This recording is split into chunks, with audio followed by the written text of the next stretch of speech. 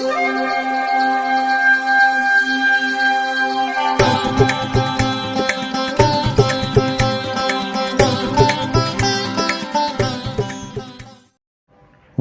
வசந்த காலம் YouTube channel வாயிலாக ஜோதிடர் சண்முகப்பிரியன் சென்னை அடையாறிலிருந்து மாதாந்திர ராசி பலன் பார்த்துட்டு வரோம்.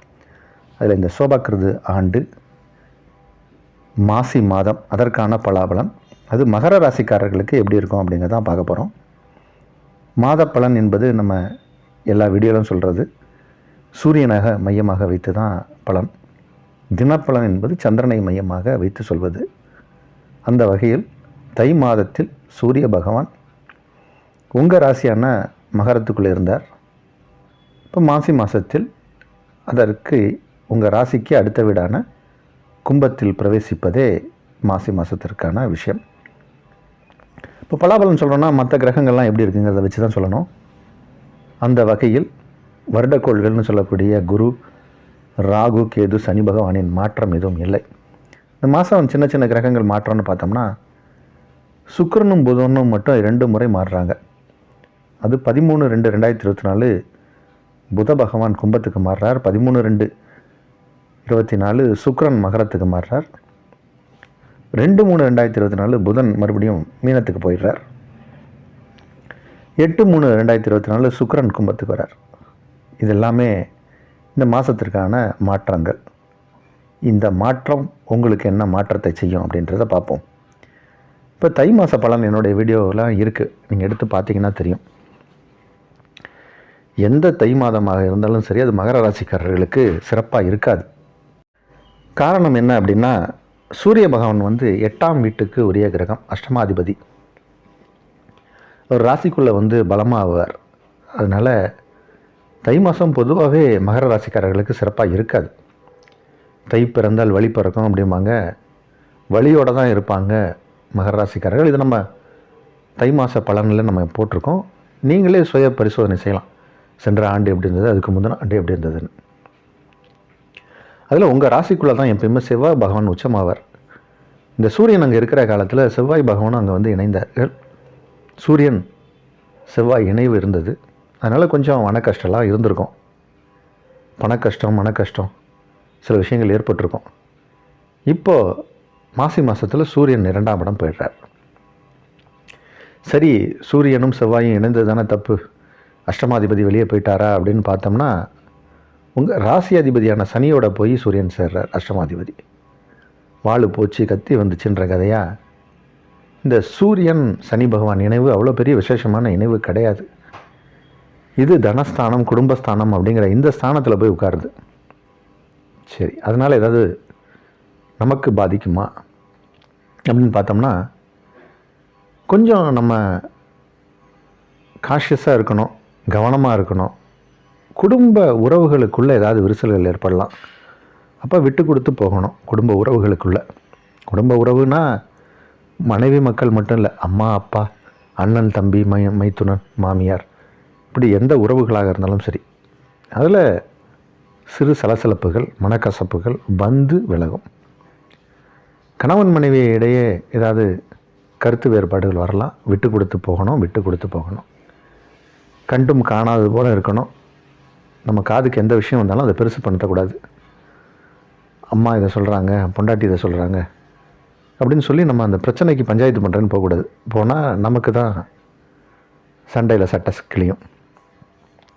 இந்த ஒரு மாதத்தை பல்ல கடிச்சு தள்ளுங்க, அதுக்கப்புறம் எல்லாமே சரியாயிடும். ஆனால் சென்ற மாதத்தை விட இந்த மாதம் சிறப்பான மாதம், அதில் சந்தேகமே இல்லை. கொஞ்சம் பண வரவு வர்றதுலேயும் கொஞ்சம் தடை தாமதம் ஏற்படலாம், சிக்கல் ஏற்படலாம். வர வேண்டிய காசு வராது. கொடுக்குறேன்னு சொன்னவங்க, ப்ராமிஸ் பண்ணவங்க கொடுக்க மாட்டாங்க. அதே மாதிரி நீங்களும் யாருக்கும் பணம் கொடுக்கல் வாங்கல இந்த மாதம் வச்சுக்க வேண்டாம். ஸோ இந்த மாதிரியான விஷயங்கள்லாம் இந்த மாசி மாதம் உண்டு. திருமண பேச்சுவார்த்தை பேசலாம். சுப விஷயங்களுக்காக ஏதாவது தேதி குறிக்கிறது, நாள் குறிக்கிறது, ஏதாவது புது ப்ராஜெக்ட் ஆரம்பிக்கணும், இந்த மாதிரியான புது விஷயங்கள், சுப மங்களமான விஷயங்கள் எதுவாக இருந்தாலும் இந்த மாதத்தில் செய்யலாம். எல்லா விஷயத்துக்கும், சுப விஷயத்துக்கும் இது ஏற்ற மாதம்தான். அதனால் உங்களுக்கு நன்மை தான் நடக்க போகுது. நன்மையான மாதம், அதில் மாற்று கருத்து கிடையாது. இந்த மாதத்தை பொறுத்த வரைக்கும் உங்களுக்கு குடும்பத்துக்குள்ளே மட்டும்தான் கொஞ்சம் நீங்கள் கவனமாக இருக்கணும்.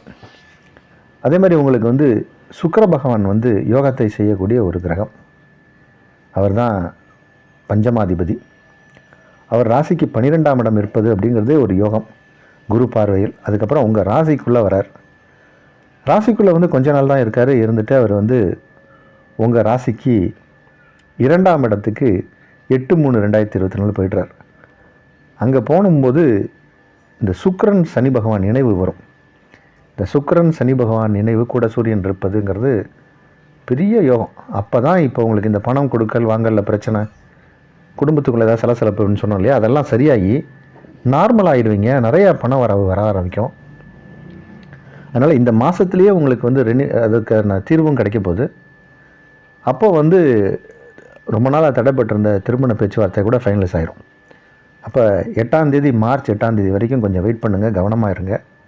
அதற்கு பிறகு யோகமும் நேரமும் நல்லா இருக்குது. இந்த மாசி முடிஞ்சு பங்குனி ஆரம்பிக்கும்போது சூரியன் 3ஆம் இடம் போயிடுவார். அதனால் அதுக்கப்புறம் வந்து பயம் இல்லை. அதனால் பங்குனி பிறந்தால் நேரம் நல்லா இருக்குதுன்னு சொன்னால் கூட உங்களுக்கு வந்து இந்த சுக்கிரனின் மாற்றம் அது யோகத்தை தான் செய்ய போகுது. அது ஒரு நல்ல மாற்றம் தான். அதே மாதிரி புத பகவானும் 2 முறை மாறுகிறார்.